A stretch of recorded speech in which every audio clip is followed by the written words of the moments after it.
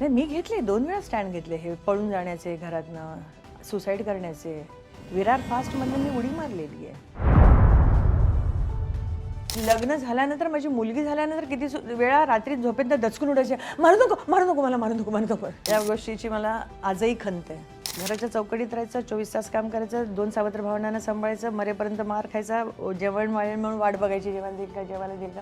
माझी पत्रिका ज्यानी बघितली तर मलाच बसायचं, आप जिंदा हो अभी तक. आणि आय वॉज नील. मला आठवतं मी माझ्या बेडरूममध्ये भिंतीवर डोकं आपटून रडत होते. काय वाढू मी, काय खायला घालणार मी. हात पसरू शकत नाही कोणाकडे. तो खूप चांगला माणूस आहे, पण त्याचे आणि माझे नाही सूर जुळले. नाही, इंडस्ट्रीत तुम्ही लग्न झालेलं आहे तुमचं का नाही झालेलं आहे त्याच्याने काहीही फरक पडत नाही. ट्रस्ट मी 25 वर्षात कुणालाही माहिती नाहीये की ही बाई नवरा सोडलाय, हिनी काही त्यांनी सोडलंय, काही एकटी का राहते, ही मुलं का आजपर्यंत कोणीही मला विचारायला आले नाही. बटाट्यासारखे डोळे घेऊन जन्माला आले, फोडून टाकणार आहे मी तुझे डोळे एक दिवस. नवीन कापड मी माझ्या अंगावर घातलं ते वयाच्या 19व्या वर्षी. 8वीत असताना मी पहिल्यांदा अंड टेस्ट केलं. माझे सख्खे काका आहेत, ते आमच्या शेजारीच राहत होते, जवळ राहत होते. काका, अंड कसं लागतं रे? म्हणाले का? म्हणलं अरे रोज बनतं, मी कधी खाल्लं नाही.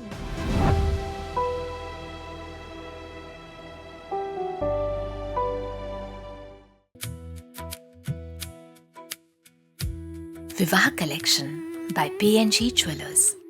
नमस्कार. PNG प्रेझेंट्स कॅन्डिड प्लीज मध्ये तुम्हा सगळ्यांचं खूप खूप स्वागत आहे. आज आपल्यासोबत अत्यंत खास व्यक्ती आहेत, अभिनेत्री मुग्धा शहा. खूप खूप स्वागत आहे ताई तुमचं राजश्री मराठीवर. थँक्यू. कशा आहात? काय सध्या सुरू आहे? कारण घराघरात पोहोचलेला आहात, ते तुम्ही आहातच, पण नव्या मालिकेच्या निमित्ताने, नव्या भूमिकेच्या निमित्ताने एक वेगळं पात्र घेऊन आलायत. एक्झॅक्टली. आणि हे कॅरेक्टर म्हणजे ॲक्च्युली मला जेव्हा हे कॅरेक्टर सांगितलं होतं तेव्हा ह्या कॅरेक्टरबद्दल हे एवढं असेल याची अजिबात कल्पना नव्हती. कारण आतापर्यंत जसं करत आली, एक निगेटिव्ह कॅरेक्टर, एक बहीण आहे जी अतिशय पॉझिटिव्ह आहे फॅमिलीसाठी, आणि असंच माझ्या डोळ्यासमोर होतं. पण ते ज्या पद्धतीने बूम झालंय ना, त्या पद्धतीने म्हटल्यानंतर माझ्यावर विश्वास बसत नाही आहे की म्हणजे रोज असं की टोटल अख्ख्या दिवसाच्या स्केड्यूलमध्ये हार्डली मला कुठेतरी ब्रेक मिळतो, एवढे सीन असतात. आणि या ऑब्व्हियसली हे शिल्पा निंबाळकर कॅरेक्टर खूप फेमस झालं, त्यासाठी चॅनलचे धन्यवाद, स्टार प्रवाहचे धन्यवाद, माझ्या प्रोड्युसरचे धन्यवाद, आणि तुम्ही सगळ्यांनी जे मला डोक्यावर उचलून घेतलेलं आहे. म्हणजे मी सोशल मीडियाची सवय नसल्याबद्दल जेव्हा मी याचे कमेंट्स वाचले, इतके वाईट कमेंट्स आहेत माझ्यासाठी, इतक्या शिव्या आहेत माझ्यासाठी. मी डायरेक्टरला सांगितलं, सर गाली देते हैं लोग यार, तो यही तो चाहिए ना आपको, हमको यही चाहिए, इसका मतलब लोगों को पसंद आ रहा है, नफरत करते लोग आपसे. म्हटलं ॲक्च्युली दॅट्स राईट. तर त्याच्यामुळे त्या सगळ्यांचे धन्यवाद ज्यांनी या कॅरेक्टरला डोक्यावर बसवलंय. Thank you so much. शिल्पाच्याच कॅरेक्टरविषयी थोडं बोलेन की एकतर शिल्पा निंबाळकर हे कॅरेक्टर म्हणजे खूप खलनायकी, आणि ते सगळा तिचा ऑरा एक वेगळा आहे, आणि समोर एक आनंदी नावाची अशी एक सोज्वळ मुलगी आहे. काय भावना असते जेव्हा अशा एका मुलीवरती आपण काय म्हणतात की सगळे प्रयोग अत्याचार करत असतो, सगळे प्रयोग करत असतो. खरं मला अजूनही म्हणते की मला असं माहिती नव्हतं, वाटलं नव्हतं कधी की इतकं नेगेटिव्हिटी असेल ह्याच्यात, की ती अशी तिला पिडणं, छळणं, मारणं इतपत सगळं करत असेल. पण बेसिकली शिल्पा हे character is not an 100% negative. She is not a villain. ती लहानपणापासून ही बहीण आणि 2 भाऊ हे यांचं कुटुंब आहे, आणि आई वडील नसल्यानंतर या तिघांनीच एकमेकांबरोबर सांभाळून राहिले, आणि त्यामुळे ही मोठी बहीण असल्यामुळे ती आपल्या दोन्ही भावांबद्दल ना खूप पॉझिटिव्ह आहे. शी इज नॉट अ विलन, और शी इज नॉट अ निगेटिव्ह. म्हणजे तिचा अक्रसळपणा जो आहे तो आहे की आधी हिच्या आयुष्यात काहीतरी घडलेलं आहे. दॅट्स द रिझन की तिला गरीब माणसं नाही आवडत. तिला आपल्यापेक्षा खालची माणसं म्हटल्यानंतर तिला चीड येते, कारण तिच्याबरोबर एक हादसा झाला आहे असं पण म्हणूया, जो अजून ओपन नाही झालेला. म्हणजे आम्हाला असं सांगितलं की उसके साथ कुछ हुआ था तो वो उस तरह से वो गरीबों से नफरत करती, हा प्रकार होता. तर ते, आणि त्याच्यामधनं जर का एक गरीब मुलगी, त्याच्यात आंधळी, आणि माझ्या भावाला आणि त्याला मुलं आहेत, आणि त्याच्यानंतर तो मुलांच्यापेक्षा लहान वयाच्या मुलीला घरी बायको म्हणून घेऊन येतो, तर तो तिचा एक संताप आहे. म्हणजे मे बी तिला असं वाटत असेल की गरीब आहे म्हणून हिच्या बापाने आमच्या घरात पाठवून दिली हिला, असं म्हणून. तुमच्या जो काही अभिनयाचा प्रवास आहे त्या कारकिर्दीत मला असं वाटतं की एक खूप मोठा वाटा आहे ज्या खलनायकी भूमिकांचा आहे, सगळ्या निगेटिव्ह रोलचा आहे. काय कारण वाटतं आज या सगळ्याकडे बघून का का आपल्या लोकांनी खलनायक म्हणून निवडलं असेल? खरं तर मी सांगू की मी अजिबातच तशी नाही आहे, म्हणजे अगदीच तशी नाही. म्हणजे माणसामध्ये थोडीशी तरी निगेटिव्ह असते ना, एखाद्यावर राग काढतात, एखाद्याला बोलतात, एखाद्यावर चिडतात, माझ्याने ते पण नाही होत. म्हणजे मला नाही आवडली समोरची व्यक्ती, नाही पटत आहे माझं, तर मी पाऊल मागे घेते आणि मी निघून जाते. But I will not fight with them or not fight for माझ्यासाठी असं वगैरे मी नाही कधी करू शकत. पण हे एकदमच वेगळं कॅरेक्टर. मे बी मला असं वाटतं because of my personality, my height, my aura, और माझं जो गेट स्टँडिंग आहे. कारण की आता एक निगेटिव्ह आपला शिल्पाचाच फोटो मी खुर्चीत बसलेला जर असा करून टाकला होता, तर माझ्या एका खूप जुन्या गुजरातीतले सुपरस्टार आहेत, खूप सिनियर आहेत, तर ते म्हणाले या this is the stance of yoga you know. कारण की मी कदाचित माझी बॉडी लँग्वेज अशी आहे की एक बघितल्यानंतर असं पटकन माझ्याशी कोणी बोलत पण नाही हो. म्हणजे मी आठवते मला की जेव्हा हिंदी शोज करत होती ना, म्हणजे बालाजी आणि बॅक फिल्म्स असे खूप मोठमोठे प्रोडक्शन्समध्ये जेव्हा तर मेकअप मॅन, हेअर ड्रेसर दरवाजा वाजवताना घाबरायचे. नाही तू बजा चिल्लाएगी अंदर से. म्हणजे तो एक ऑरा म्हणू शकतो आपण असा आहे की या बाईचा अरे बापरे नको लांब राहायच्यापासून म्हणून असेल. आणि कदाचित त्याचा फायदा मला हे कॅरेक्टर नेगेटिव्ह कॅरेक्टर करण्यामध्ये झाला. त्यामुळे माझ्या वाट्याला 80% नेगेटिव्ह कॅरेक्टर्स आलेले आहेत आणि आय रिअली एन्जॉय दॅट. कारण का बरंचसं करण्याचा स्कोप नेगेटिव्ह कॅरेक्टरला असतो. दुसरी महत्त्वाची गोष्ट जे आतमध्ये प्रत्येक व्यक्तीच्या असतं, each and every soul is like positive and negative. कोणी अख्खा परिपूर्ण पॉझिटिव्ह नाही आहे की परिपूर्ण निगेटिव्ह नाही आहे.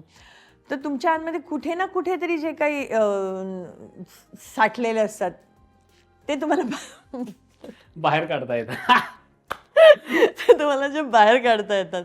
तुम्ही उंचीचा उल्लेख केला की माझी उंची तशी आहे म्हणून कदाचित असेल, पण या उंचीचे कधी तोटे झाले, कधी रिजेक्शन वगैरे आलं या उंचीमुळे? की कारण बऱ्याचदा लीड रोलसाठी जेव्हा आपला विचार केला जातो तेव्हा त्याच हाईटचा हिरो देखील पाहिला जातो वगैरे.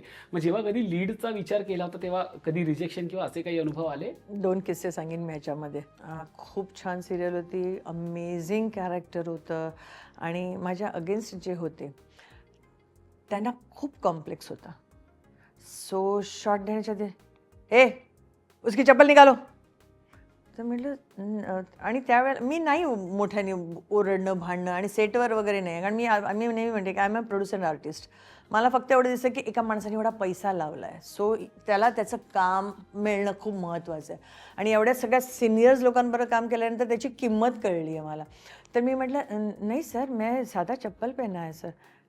साडी ऊपर करके बताओ. That my husband playing character. आणि ॲक्च्युली मी असे सपाता घातल्या होत्या जस्ट लाईक स्लीपर्स. कारण मलाही माहिती आहे की समोरचा माणूस कॉन्शियस होतो. तर तो म्हणाला नहीं मैं टू शॉट में खड़ा नहीं रहूँगा इसके साथ, मैं बाजू में नहीं खड़ा रहूँगा. अँड ॲक्च्युली मला पाय पसरून उभं राहायला लावलं होतं त्यांनी. He did that you know. So that was one किस्सा. सेकंड किस्सा, I was doing a Gujarati film, a very amazing comedy film आणि खूप चालली ती. Again my co-artist was a very senior, I think he is no more now. खूप senior actor होते, खूप senior, आणि ते हाईटने खूप छोटे होते.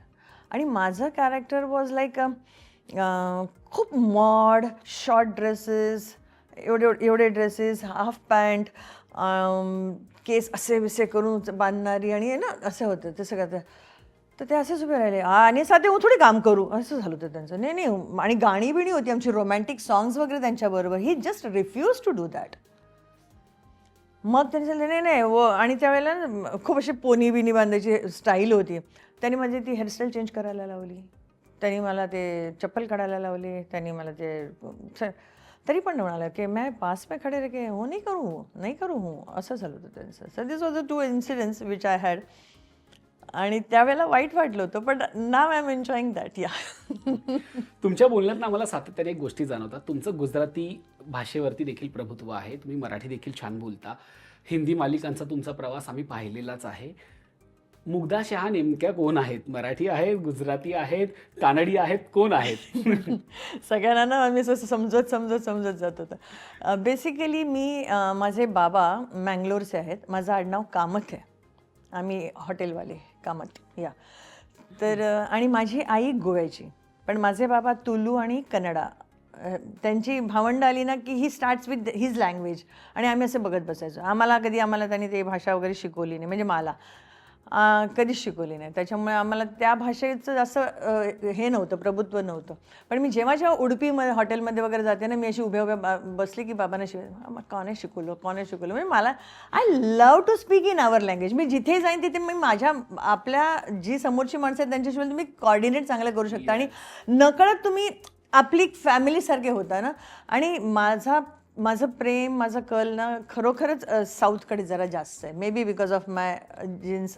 आणि माझी आई गोव्याची असल्यामुळे गोवन आम्ही घरात कोकणी बोलत, म्हणजे सॉरी आईशी तर बोलण्याचा संबंध नाही आला, कारण माझा जन्म झाला आणि आई गेली. पण मी काही वर्ष गोव्यात होते शिक्षणासाठी, तर तिकडे मला म्हणजे घरात सगळे कोकणी बोलत असल्यामुळे मी कोकणी बोलत होते.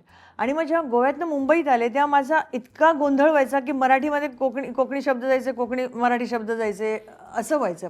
म्हणजे ह्याच्यातली एक गंमत सांगून, मी एक गुजराती नाटक करत होते आणि कॉमेडी नाटक होतं आणि फुल आणि देवाच्या त्यांनी सगळी लीड नाटकं केली.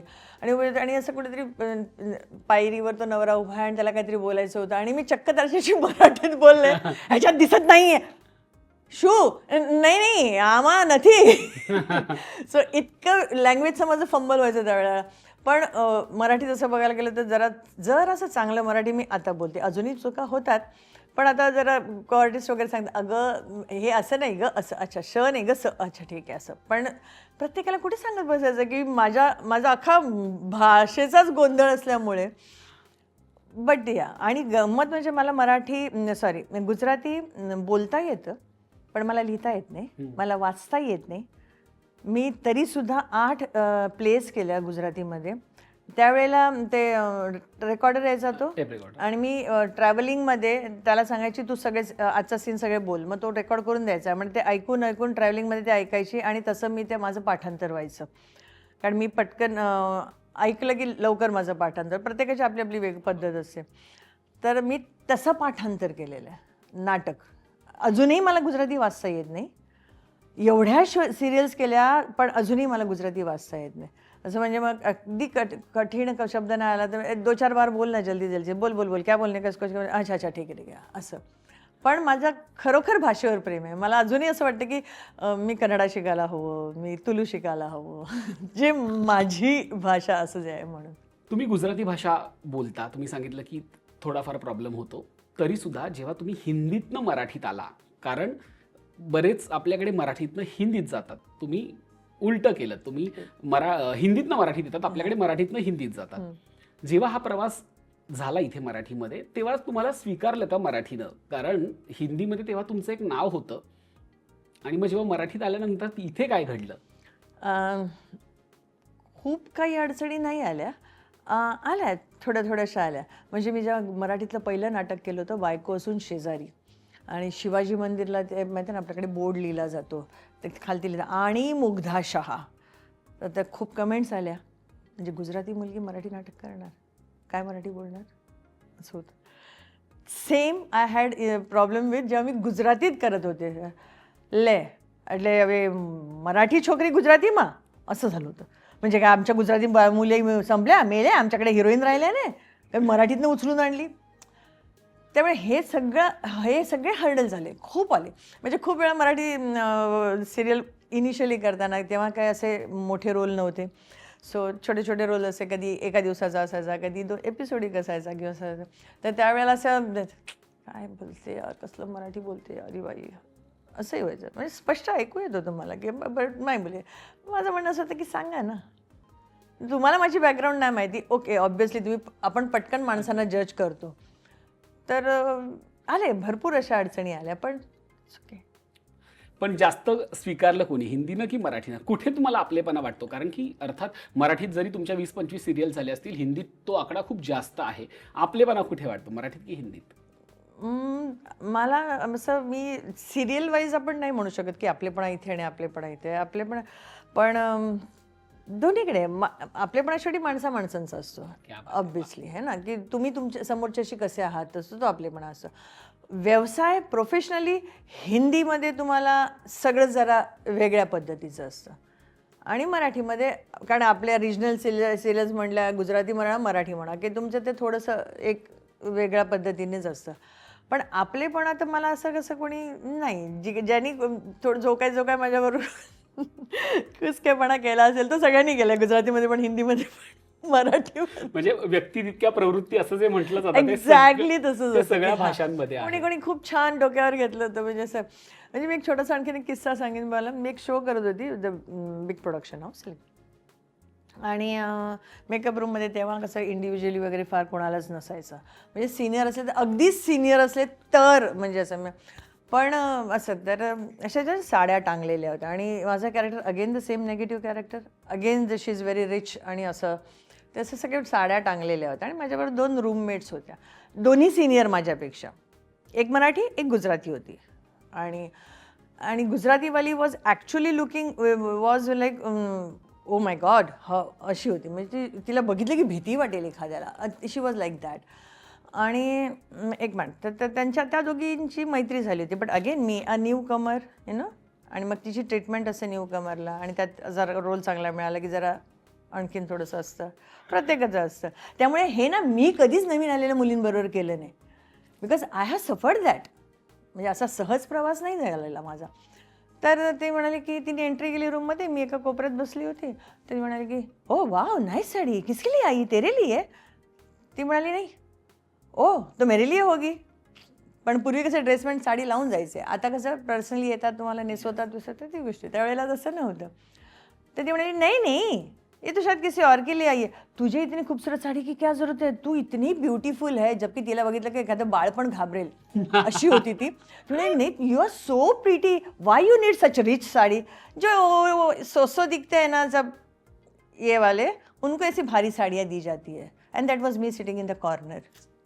या अशा खूप अनुभवातून हा प्रवास झालेला आहे. पण अशा सगळ्या प्रवासावरती एक प्रश्न येतो की मुग्धा शाह, मगाशी तुम्ही म्हणालात की आम्ही सतत बोलतो की मुग्धा शाह, मुग्धा शाह, मुग्धा शाह.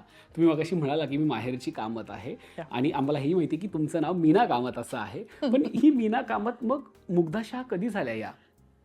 खूप लहान वयात, 19व्या वर्षी का 20व्या वर्षी नामकरण झालं माझं म्हणून. पण मी तुम्हाला सांगू की आय वॉज नेवर, म्हणजे मी चौकटीतली मुलगी, आम्हाला संध्याकाळी बाहेर बीर पडणं अलाउड नाही, मुलाबरोबर बोलणं अलाउड नाही. गोव्यात तर अजिबात नाही, त्यावेळेला तो खूप हा प्रकार खूप होता. माहेरी ह्याच्यासाठी होता की जन्म झाल्यापासून सावत्राईच्या हाताखाली होते. सो आज लोकांना हे बघताना खूप त्रास होतो ना की शिल्पा आनंदीला छळते, त्रास देते, मारते, तोंड पकडते, काठी घेऊन बोलते किंवा कान पिळते. हे तर बघताना लोकांना इतका त्रास होतो आहे, आणि ते ॲक्च्युली ते हेट्स मी. पण ह्याच्यापेक्षा खूप वाईट अवस्थेतनं माझं बालपण गेलेलं आहे. हे सगळं माझ्यावर घडलेलं. त्यामुळे मी जेव्हा जेव्हा तिच्याबरोबर हे सीन करते ना, मी तिला घट्ट मिठी मारून मी रडते. एकदा माझ्याकडनं चुकून तिला तो एक स्टिक म्हणजे ना ती लागली, आणि मी ओक्साबोक्शी रडत होते, कारण मला ती लागल्यानंतरच्या वेदना माझ्या आठवल्या. माझ्या बालपणापासूनच्या ज्या वेदना होत्या ते आठवलं मला, आणि आवाज काय मी म्हटलं direct, sir my mistake, I am sorry, I am sorry, मी अशी होते. सो त्याच्यामुळे खूप लहानपणीच बापाने विचार केला, बाबा बाहेर काढायला. आणि लोकांना असं वाटेल शाह म्हणजे लग्न पळून केलं आहे, लव्ह इंटरकास्ट आहे, नाही, प्रॉपरली चहा घेऊन ये, पोहे घेऊन ये, आणि असं दाखवून बिकून लग्न केलेलं आहे माझ्या बाबांनी शानबरोबर. म्हणजे ठरवून, म्हणजे अरेंज मॅरेज झालं तुमचं? ऑफकोर्स. कारण की कुणालाही तसंच वाटेल की कामत आणि शाह मग लव्ह मॅरेज असेल की काय, पण तुमचं अरेंज मॅरेज आहे, यावरही थोडासा विश्वास कुणालाही बसणार नाही. पण तुम्ही म्हणालात की बालपणी इतका अत्याचार सहन केला, पण त्यावेळी याची जाणीव नाही झाली का की आपण यातनं बाहेर पडायला हवं, कुठेतरी काहीतरी वेगळी वाट निवडायला हवी? ती लीटाई होती का? मला सांगा की आज माझं वय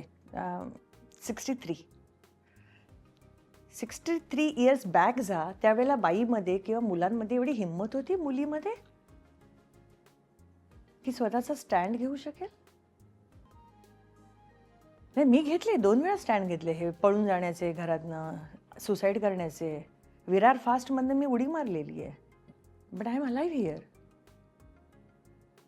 प्रयत्न केले, नाही असं नाही. दिवसभर बाहेर पळून गेली मी, पण रात्री जाणार कुठे, राहणार कुठे? मग तर रात्री घरी येणार ना. म्हणजे त्यामुळे कधी स्टँड घेतला. आणि मला कदाचित त्याच वातावरणात मी 20 वर्ष काढली त्या घरात. त्याच्यानंतर सासरी. त्याच्यामुळे मला माझा व्हॉइस कधीच नव्हता. मला माझी मतं मांडणं हा प्रकार कधीच नाही झाला आयुष्यात माझ्या. कधीच नाही झाला. आजच्या तारखेलाही नाही मी बोलू शकत कोणाला. म्हणजे मला माहिती आहे हे चुकीचं आहे, पण मी नाही बोलू शकत. कारण का ते नाहीच आहे.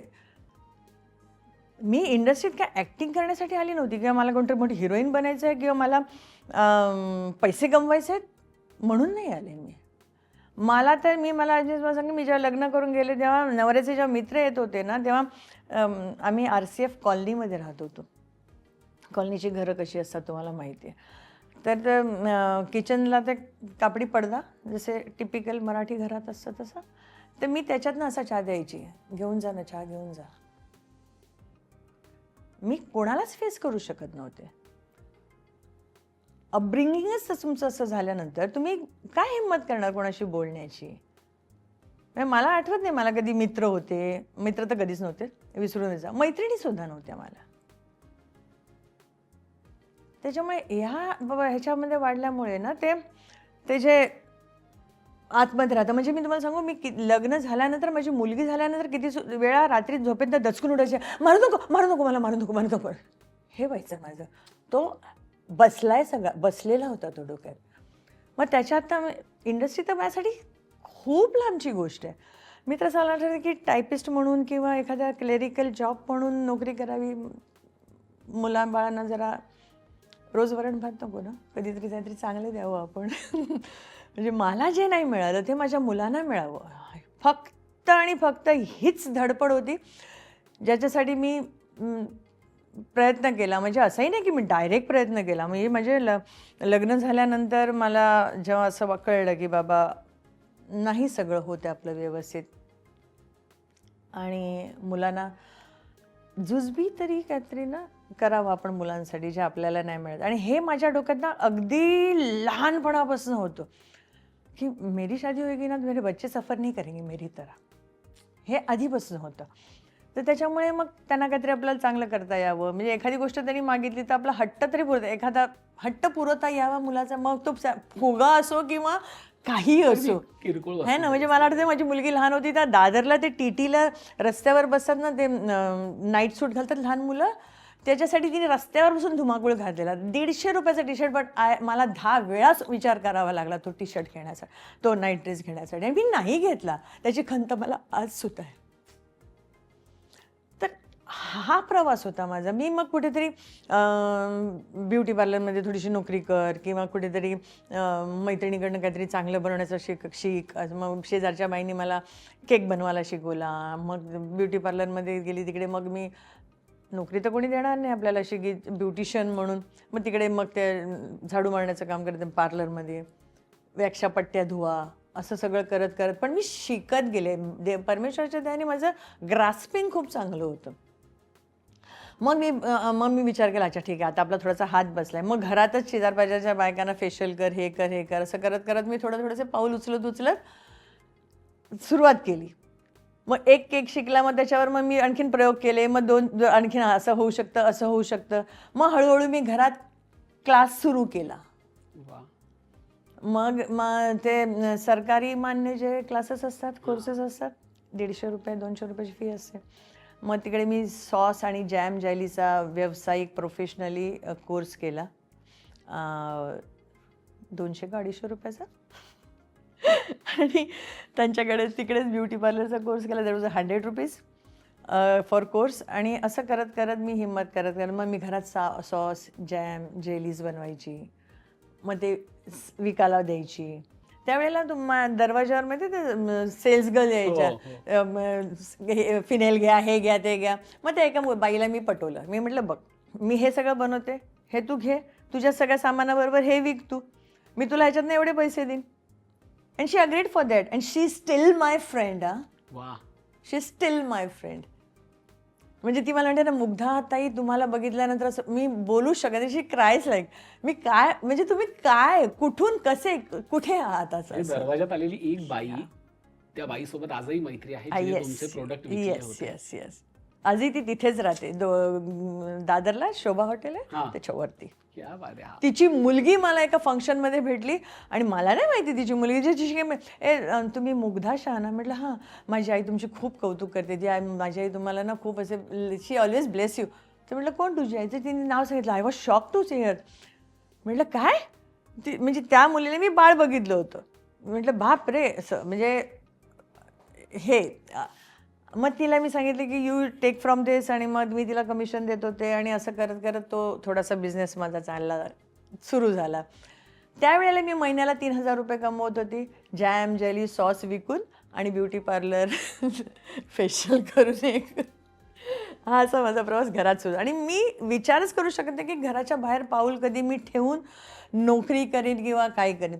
कारण शिक्षण 10वी झालेलं होतं, भले ते कॉन्व्हेंटमध्ये होतं, पण कोण नोकरी देणार होतं आपल्याला. बरं 20व्या वर्षी लग्न झालं, लगेच मुलगी झाली होती, त्याच्यामुळे घर सोडून मुलं सोडून जाऊ शकत नव्हतं.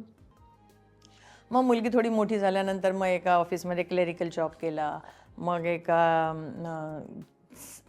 गुड 3 स्टार हॉटेलमध्ये रिसेप्शनिस्ट. कारण का देवाच्या दयेने ना रूप चांगलं असल्यामुळे जीभ जबान अशी त्याच्यामुळे मिळालं. तर ब्युटी रिसेप्शनिस्ट म्हणून काही वर्ष काम केली. पण हे सगळं माझ्यासाठी खूप दूरची गोष्ट होती, म्हणजे विचारच करू शकत की नव्हते. आपण असं काही नाही नाही नाही नाही. पण कुठेतरी एक अशी गोष्ट असते ना, की एखाद्या घरात म्हणजे जसं तुम्ही सांगितलं की बालपणातल्या काही आठवणी, मी थोडं मागे जाईल. बऱ्याचदा असं असतं की जेव्हा घरात कुणीतरी सावत्र असतं तेव्हा एक कुणीतरी आपल्या बाजूने स्टँड घेणार असतं. बऱ्याचदा मग वडील असे असतात की ते मुलीला जवळ करतात, मुलीची थोडीशी बाजू घेतात. असं तुमच्या बाबतीत नाही झालं का? या गोष्टीची मला आजही खंत आहे. मला ना मी कर्मावर खूप विश्वास ठेवते. आत्ता त्यावेळेला माहिती नव्हतं कर्म काय, त्यावेळेला देवधर्म माहिती नव्हता, त्यावेळेला काहीच म्हणजे ह्या सगळ्याचा काही संबंधच नव्हता. घराच्या चौकटीत राहायचं, 24 तास काम करायचं, 2 सावत्र भावनांना सांभाळायचं, मरेपर्यंत मार खायचा, जेवण वाढेल म्हणून वाट बघायची, जेवायला देईल का जेवायला देईल का, हे होतं. हे असं आयुष्य काढल्यानंतर मी कोण कर्मा बघते. त्यावेळेला मी म्हणते की कसलं मेलं आयुष्य दिले देवानी हे मला, असं म्हणाले. आज कळते की आपली कर्म आहेत. त्यामुळे आज मी कोणालाच दोष देत नाही. मी माझ्या सावत्राईला मी आत्ता मला वाटतं हार्डली 1-2 वर्ष झाली असेल की मी तिला माफ केलं. पण मी तिला कधीच माफ करू शकले नाही, because the way I was bought up मी नाही माफ करू शकले तिला. पण आज मला माझे गुरु सांगतात की सोडून द्यायचं, ती कर्म होती तुझी, तू सोडून देते, ओके फाईन. माझी खंत नेहमीच एक होती की मी नेहमी म्हणायचे की बाबा तर माझे आहेत. ऍक्च्युली त्यांना नाही कळलं की आपली पोर उपाशी आहे, त्यांना नाही माहिती आपली पोर मरेपर्यंत मार खातीये का. But he was only close to his wife आणि त्यांची 2 मुलं. I was from birth I was treated as a neglected child. So घरात आहे कामवाली. अशा ज्या गोष्टी तुम्ही सांगताय ते कदाचित आपण मालिकांमधून आणि सिनेमांमधून पाहिलेल्या आहेत. आणि आता असं वाटतंय की खरंच कुणाच्या तरी वाट्याला इतकं खडतर आयुष्य असतं. तुम्ही म्हणालात की जेवायला मिळणं सुद्धा अगदी कठीण होतं त्या काळात, इतका संघर्ष होता लहानपणी. माझ्या शेजारच्या बाई किती वेळा चाळीतलं घर आजही घर आहे मुंबईमध्येच. हां मालाड. मालाड. मी आजही कधी गेले की अशी 1 सेकंद उभी राहते, फक्त बघ आठवते या इथून उभी राहिलेली मुग्धा आहे. सो मी अजूनही माझे पाय जमिनीवर आहेत, अजूनही माझे पाय. म्हणजे मला करोडोपती झाली ना मी तरीसुद्धा माझ्यात माज कधीच येणार नाही, कारण का I have seen that for like so many years this life. म्हणून मी आजही मी स्पॉट बॉयशी पण बोलताना दादा प्लीज पाणी पिला ये ना, कुठेही कधी बघा माझा हात स्टोन निघणार. मी माझ्या ड्रायव्हरला बेटा प्लीज जरा हे करशील का, बिकॉज आय नो की मला कधीच कोणी बेटा म्हटलेलं नाही आजपर्यंत, बाळ कधीच कोणी म्हटलेलं नाही, माझी मुलगी म्हणून कधीच म्हटलेलं नाही कोणी. So I was always alone. My journey was always alone since I was born.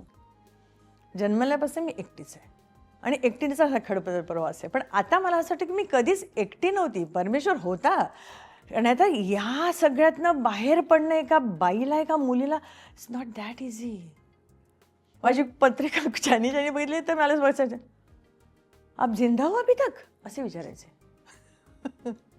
So मला असं वाटतं की ही आपली कर्म होती आणि ती भोगत आली. त्यामुळे ना बाबा असून नसल्यासारखे होते, भावंडाचा काही संबंधच नव्हता. आज सगळ्यांना जरा या मेरी बेटी बोलतात बाबा. वेळ निघून गेली ना पण ती आता. म्हणजे आता परवाचीच गोष्ट सांगते, त्यांची तब्येत बरी नाही म्हणून मी गेले होते त्यांना बघायला मालाडला. तर शेजार पाजारच्या बायका अजूनही आम्ही बाबा आमचे 40-40च राहतात. तर असे वरती इथे तिथे जाणारे ना सगळे फटाफट धावत आले. अरे अरे तुमच्या मी सिरियल बघतो आनंदी, तुम्ही किती छान करताना. मी म्हटलंच कामतांची मुलगी आहे असे ते म्हणत होते माझे बाबा. मग बेटी आहे मेरी. मी बाबांकडे असं बघितलं, चला जाण्याचा वेळ आलेली आहे त्यांची. 86+. पण एक वाक्य निघालं त्यांच्या तोंडून जेव्हा मुग्धा शहा झाली लोकांसाठी तेव्हा. तुम्ही म्हणालात की घरात असं वातावरणच नव्हतं की मी बाहेर पडू शकेन किंवा स्वतःसाठी काहीतरी भूमिका घेऊ शकेन. आजही स्वतःसाठी काही करू शकत नाही. सासरी गेल्यावरती पण तेच होतं. मग तुम्ही घराबाहेर कधी पडलात? तो जो विषय होता ना की मी घराबाहेर पडून काम करू लागले, तो दिवस काय होता? सासरी गेल्यानंतर तसा मानसिक छळ नव्हता जसा इथे मानसिक होता. इथे फिजिकली पण होता माहेरी, फिजिकली मेंटली. इमोशन तर माहितीच नाही आपल्याला काय असतात. त्या घरात इमोशन्सच नव्हते माझ्यासाठी. सो इमोशनली पण सासरी तसं नव्हतं. म्हणजे सगळं व्यवस्थित होतं. पण प्रत्येक आहे ना की प्रत्येकाचं एक असतं की सून आल्यानंतर एक बाईला, म्हणजे मी आता त्यावेळीच्या बायकांचं म्हणते, आजची बाई किंवा आजची आई किंवा आजची सासू कदाचित हे नाही बोलणार. पण त्यावेळेस अरे बापरे सून आली ना, आता हिच्या हातात जाणार सगळं. एक इन्सिक्युरिटी असते त्यावेळेच्या बायकांना 100%. ते कदाचित माझ्या सासूला कुठेतरी असं वाटलं असेल की अरे बापरे आता. त्यामुळे मग तशी छोटी छोटी खुसपटं आणि सगळं व्हायला लागलं. आणि वन फाईन डे शी सेड की you better shift. So I said okay. पण तेव्हा माझं वय 21 पूर्ण असेल फक्त. म्हणजे लग्नानंतर लगेच विदिन 2-3 months. या पण मग तुम्ही वेगळं राहायचं ठरवलं. वेगळं राहायला ना कुठे, आम्हाला राहायला पैसा कुठे होता, कुठे घेणार भाड्याने घर. मी लग्न झालं तेव्हा नवऱ्याचा पगार होता 650 रुपये. सो कुठे राहणार. मग आमच्या एक ओळखीचे होते, म्हणजे माझ्या नंडेच्या नवऱ्याचे मामा, दूर तर काही लेना देना नाही.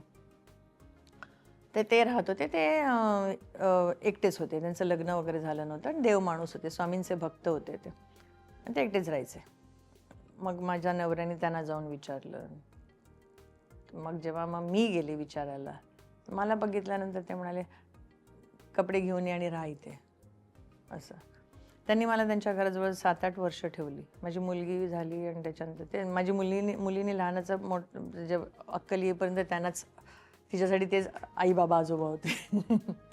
या सो ही टूक केअर ऑफ अस नाईसली.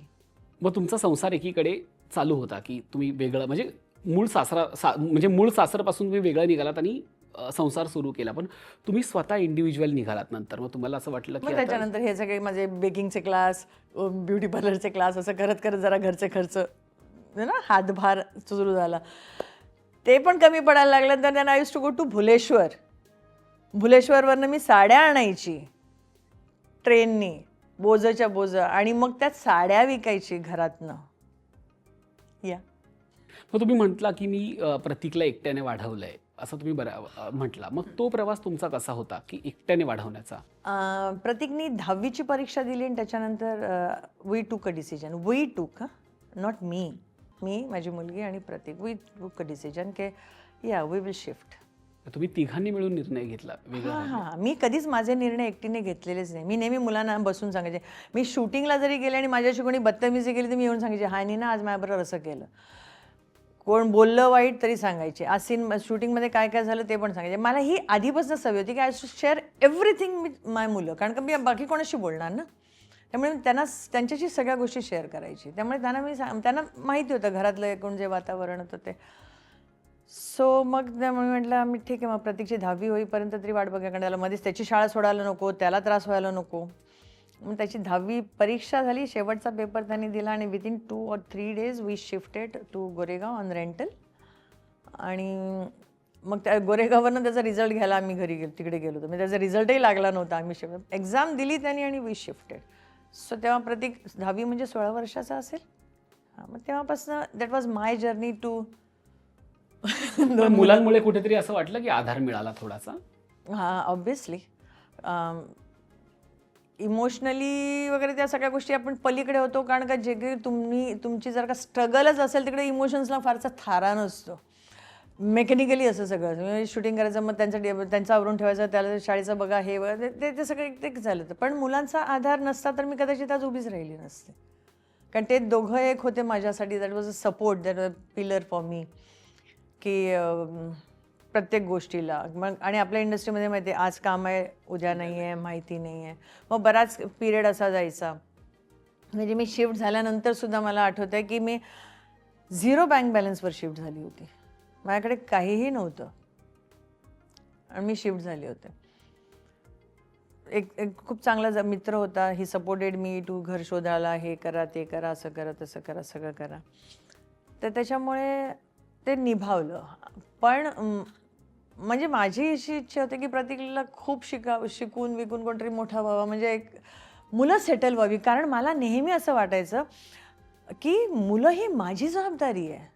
त्यांनी नाही मला सांगितलं जन्माला घाला. भले ते आज मी म्हणते कर्म आहेत माझी, ही कोर माझ्या पदरी आली म्हणून, किंवा त्यांनी मला निवडलं आई म्हणून. पण तेव्हा माझं फक्त एकच होतं की माझी जबाबदारी आहे. So I have to take care of them. एक समोरच्यानी व्यक्तीने जबाबदारी सोडली म्हणून मी नाही सोडू शकत. त्याच्यामुळे मी बाहेर पडले तर मुलांना घेऊन पडणार, हे आधीपासून ठाम होतं. कारण का माझं ध्येय फक्त माझी 2 मुलं होती. त्यांना वाढवणं, त्यांना त्यांच्या पायावर उभं करणं, त्यांना जे हवं ते मी करू शकेन, देऊ शकेन, एवढंच होतं. म्हणजे माझी ऐपतही नव्हती, खिशात दमडी नव्हती. तरी प्रतीकला जेव्हा मी कॉलेजमध्ये ॲडमिशन घेतलं, भाड्याच्या रूममध्ये राहत होती गोरेगावमध्ये, तेव्हा मी मुलीला म्हटलं, पैसे तर नाही आहे पण आपण एक सेकंड हँड गाडी घेऊया का गं? पोरगा माझा बसनी जातो. So my life was always for मुलांसाठी काहीतरी करायचं. That's it. मुलांसाठी घर घ्यायचं की 11-11 महिने भाड्याच्या घरात मी मुलांना घेऊन नाही शिफ्ट करू शकत. आपलं घर असावं मुलांसाठी. म्हणजे मी त्यावेळेला जेव्हा अरुणा इराणीचा शो करत होते आणि तो शो संपला, तो संपल्यानंतर दुसरा शो मिळेपर्यंत it take again a span, आणि आय वॉज नील. मला आठवतं मी माझ्या बेडरूममध्ये भिंतीवर डोकं आपटून रडत होते. काय वाढू मी? काय खायला घालणार मी? आणि प्रत्येक कॉलेजमध्ये होता आणि मुलीचं लग्न होऊन ती गेली होती. सो आय कॅन हात नाही पसरू शकत मी कोणाकडे. देवाच्या त्यांनी कधीच परमेश्वराने ही वेळ आणली नाही. ह्याचे फाके झाले तरी वेळ कधीच आणली नाही की हात पसरू म्हणून. हां, पण मी तुम्हाला लहानपणीचा किस्सा सांगतो की कोणी आधाराला सपोर्टला नव्हतं. जेव्हा जेवण मिळत नव्हतं ते माझ्या शेजारी राहणारी बाई, ते जाळी लावतो आपण ओट्याला वगैरे, जाळी लावतो का, आज तुमच्या इथे जिकडे आहे काउंटरवरती बसली मुलगी, त्याच्यातनं त्या अशा चपात्या, गुजरातींचे फुलके असतात छोटे छोटे, ते असे रोल करून त्या जाळीतनं मला ती द्यायची. खाली खाली. हे बालपण होतं. हे आता मग असं कसं काय मला म्हणजे सुचतच नव्हतं मी काय करणार, मी कसं वाढवणार मी प्रतीकला. ती ठीक आहे, ती लग्न करून गेली होती, तिने तिच्या मर्जीने लग्न केलं होतं, त्याच्यामुळे मला त्याचा काही त्रास नव्हता. आणि तिने पण माझी ओळख करून दिली, असं हा आहे मी. तर मी त्याला फक्त एक 2 हात देऊ की मी तुला काहीही देऊ शकत नाही आणि नाही मी लग्न लावू शकत, कारण माझ्याकडे एक मुलगा आहे ज्याचं शिक्षण बाकी आहे. So I can't afford marriage आणि हे सगळं. तर म्हणाला नाही, you don't need to do anything else. आणि दिस हाऊ त्याचं मुलीचं लग्न झालं. She went. मग मी आणि प्रतीक तेवढाही मोठा नव्हता की मी त्याच्यावर हे सगळं लादू शकेन ना. पण तो कुठला टप्पा होता किंवा कुठला प्रसंग होता की तुम्हाला असं वाटलं की नाही, मुलांसोबत आता मला वेगळं राहायची ती वेळ आली आहे? कारण माहेरी तर तुम्ही खूप सहन केलंच होतं, पण सासरी तुम्ही म्हणाला की मानसिक छळ नव्हता. मग असं कुठलं कारण? वेगळी तर झाली होती एकदम. आणि ॲट दिस मी नवरा आणि मुलं राहत होतो, but somehow there were always clashes for everything. So I said की तो खूप चांगला माणूस आहे, पण त्याचे आणि माझे नाही सूर जुळले. आणि मी सफर करून मी मन मारून एवढी वर्ष काढली आयुष्याची. आता मुलांसाठी पण मी मन मारून जगण्यात काय अर्थ नव्हता. आणि जर का मुलांचं डिसिजन नसतं ना, की मुलं म्हणाले नाही नाही असं कसं आपण तर मग मी कदाचित निघूच शकले नसते. But yeah we all three of us agreed okay fine. म्हणजे मला आठवते मुलांना कदाचित आठवत पण नसेल, त्यांनी मला सांगितलं तू जाशील तिथे आम्ही राहू, जेवायला मिळालं तर ठीक आहे, नाही मिळालं तर ठीक आहे, पण आपण एकत्र जाऊ. कदाचित खूप लहान होती तेव्हा, अक्कल नव्हती त्यांना. सो काय म्हणतात ना, एखादी कादंबरी वाचावं तसं तुमचं आयुष्य आहे. एकीकडे हे सगळं असं आयुष्य संघर्षाने भरलेलं आहे आणि दुसरीकडे अचानक ही ग्लॅमरची लाईन कुठून आली मग? या त्याच्यासाठी आपण ना मानसिंग पवार यांना धन्यवाद. मानसिंग काका सो सॉरी, मी आजपर्यंत कधीच तुमचा उल्लेख केला नाही, पण त्यांना सांगावं लागेल की मी माझ्या नवऱ्याचा एक मित्र जो RCFमध्येच नोकरी करायचा, तो प्रोडक्शन वगैरे करायचा. आता मला प्रोडक्शन म्हणजे काय माहिती नाही, मला हे सगळ्याचं गंधच नाही या इंडस्ट्रीचा. तर मानसिंग पवार तेव्हा RCFच्या ॲड्स करायचे, छोटे ॲड्स करायचे. खत, RCFचं खत आणि हे ते आमची माती आमची माणसं वगैरे ते त्यांनी सुरू केलं होतं. तर दूरदर्शन होता त्यावेळेला. तर तेव्हा त्यांना ते एक ॲड शूट करत होते आणि किरण करमरकर त्यांचा लीड आर्टिस्ट होता त्यावेळेला. आणि त्यांच्याबरोबर एक मुलगी होती जी बाई वेळेत पोचली नाही आणि ते कॉलनीतच आमचे शूटिंग करत होते आणि त्यांच्या काहीतरी वेळेचं बंधन वगैरे होतं की आत्ता 1 तासात खाली करायचं आणि असं सगळं. तर त्याच्यासाठी ते बसे आणि त्या ज्या मॅडम येणार होत्या त्या नाही आल्या. तर त्यांनी त्या प्रोडक्शनवाल्याला, जो माझ्या नवऱ्याचा मित्र होता, अरे जा रे कॉलनीमध्ये कोण चांगली दिसणारी पोरगी असेल तर घेऊन ये, बसो हिला, पाळण्यावर बसायचं, बाळाला घेऊन संपलं, एवढंच होतं त्यांचं काम. डायलॉग बिलॉगचा संबंध नव्हता. तर तो माझ्या नवऱ्याचे मित्र सगळे मला आधीच्या नावाने हाक मारतात, मीनाच या नावाने हाक मारतात. सो ते म्हणाले की तो आला खालनं आणि मी 2nd फ्लोअरला राहत होते. तो खालनं ओरडला, ए मीने चांगली काहीतरी साडी असेल तर घेऊन खाली ये. चांगली साडी नव्हती माझ्याकडे त्यावेळेला. तर मग मी शेजारीच्या बाईकडनं एक साडी घेतली आणि मी गेले. आणि मग मी गेले तिकडे, आमच्याच कॉलनीमध्ये होतं ना, तर तिकडे गेले. तर मला म्हणाले की, आणि मानसिंग पवार माझ्या लग्नात आले होते कारण ते माझ्या सासऱ्यांना ओळखत होते, म्हणजे त्यांचे फ्रेंड्स लाईक असं. तर मानसिंग पवार म्हणाले, अच्छा विजूच्या बायकोला घेऊन आलंस काय, असं कर. त्यांचं झालं काय बोलणं झालं. आणि मग मी गेले, मला सांगितलं पाळण्यावर बस, काही नाही आहे, हे बाळ आहे, ह्याला घेऊन खेळायचं आहे आणि असं एक सांगितलं. मग त्यांनी रेकॉर्डिंग केलं, मला वाटतं ती TV ॲडच होती. तर ते झालं आणि मग ते शूट केलं. मग मला म्हणाले की बघ, त्यावेळेला खूप क्रेज होती ना, काही शॉर्ट झाला की लगेच मॉनिटरवर धावत जाऊन बघायचं, ते सगळे धावत जाऊन बघायचं. तर मी बसली होती. तर मला म्हणाले बघ तिकडे बघ TVवर कसं दिसतंय. म्हणून मी गेले बघायला. तर मी बघितलं आणि मी परत आले. कसं वाटलं म्हटलं हां. परत मी गेले, म्हटलं अच्छा ती मी होती, म्हणजे ही ती बाई नव्हती जी येणार होती ती, असं मला मिळलं. ती तू आहेस. आणि मी स्वतःला ओळखू शकले नाही. आणि कधी स्वतःला बघण्याची सवयच नाही, लहानपणापासून मी कधी आरसा बघितला नाही. तुम्हाला सांगू, मी मुद्दामून असे केस बांधून फिरायची, कपडे पण अस्तव्यस्त असायचे माझे, का तर कोणी आपल्याला बघू नये म्हणून. तर मी म्हटलं हां मी होती ना ती, हां असं झालं माझं. मग ते म्हणाले तुझा चेहरा खूप सुंदर आहे, तू प्रयत्न करायला पाहिजे. तो किडा मानसिंग काकांनी माझ्या डोक्यात घातला. मानसिंग सर, आज त्यांना मी सर म्हणते, पण माझ्या लग्नात जेव्हा ते आले होते तेव्हा आम्ही काका म्हणत होतो त्यांना, कारण माझा नवरा त्यांना मानसिंग काका म्हणायचा. तर मग ते that was the first step. त्यावेळेला मानसिंग पवार सरांनी मला एक छोटीशी रक्कम दिली होती, 500 रुपये. आणि पहिलं काम. And I was very happy. पण मी मला हे आवर्जून सांगावं लागेल की काही वर्षानंतर जेव्हा मुग्धा शहा लोक ओळखायला लागले, त्यावेळेला मानसिंग पवारांनी त्यांच्या फिल्मसाठी मला साईन केलं and that was 50,000 amount. So I think this is very creditable ना. पण मग ती जाहिरात तर झाली, कारण की ते तुमच्या मग सुरुवात झाली. मग हे जो प्रोडक्शनवाले होते, मग त्यांनी त्याच्या मित्रांना बोलवलं, मग त्यांनी फोटो बिटो काढले कॉलनीतच. मग या मैत्रिणीकडनं कपडे घे, त्या मैत्रिणीकडनं साडी आण, हे कर, तसं कर. प्रॉपर फोटोशूट पण झालं तुमचं? हां, मग ते RCF कॉलनीमध्येच फोटोशूट केलं. मग ते त्यावेळेला तर फोटोज घेऊन स्ट्रगल असायचं. पण तेव्हा नवऱ्याची परवानगी होती या सगळ्याला? हां. आणि मग असा हा प्रवास सुरू झाला. वा वा वा. पण ह्या टप्प्यातली मग पहिली सिरियल आठवते का, की जिथे खऱ्या अर्थानं ब्रेक मिळाला, टर्निंग पॉईंट होता असं? हिंदी सिरियल म्हणाल तर हसरत आहे. जी खूप फेमस सिरियल होती झी टी व्हीची. आणि मराठी म्हणाल तर सह्याद्री, कारण का ज्या प्रोडक्शनवाल्यांनी मला फोटो बिटो काढून सगळं इंट्रोड्यूस केलं तर ते सगळे कनेक्टेड असतात ना. तर सह्याद्रीमध्ये जे होते त्यावेळेला जे काही त्यांच्या ओळखी बिळखी असायच्या. मग तिकडनं त्यांनी मला मग ते सह्याद्रीचे छोटे सिरियल्समध्ये छोटे छोटे रोल आणि असं करत करत करत करत हा प्रवास सुरू झाला. पण मी जे काही शिकले ना मी बघून शिकले. म्हणजे आपण म्हणतो असं की मला एका पिक्चरमध्ये अलका कुबल हिरोईन होती आणि एक छोटासा रोल होता, हार्डली एक सीन, आणि त्या गाण्यात ती उभी आहे असं. होल नाईट शूटिंग होतं. मी अख्खी रात्र फक्त त्यांना बघत उभे होते, फक्त मी त्यांना बघत होते जागून. कशी हसते, कशी बोलते, कशी चालते, कशी गाणं म्हणायला लिपसिंग कसं करते. मी nobody was Guru for me in this life, in this career, in the industry.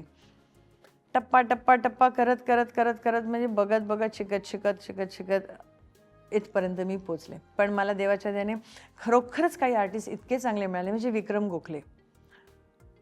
म्हणजे एकदा मी त्यांच्याबरोबर मी 3-4 प्रोजेक्टमध्ये काम केलं आहे. ते एकदा मी असे वॉक करत होते आणि माझं काहीतरी ते टायमिंग चुकवत होतं.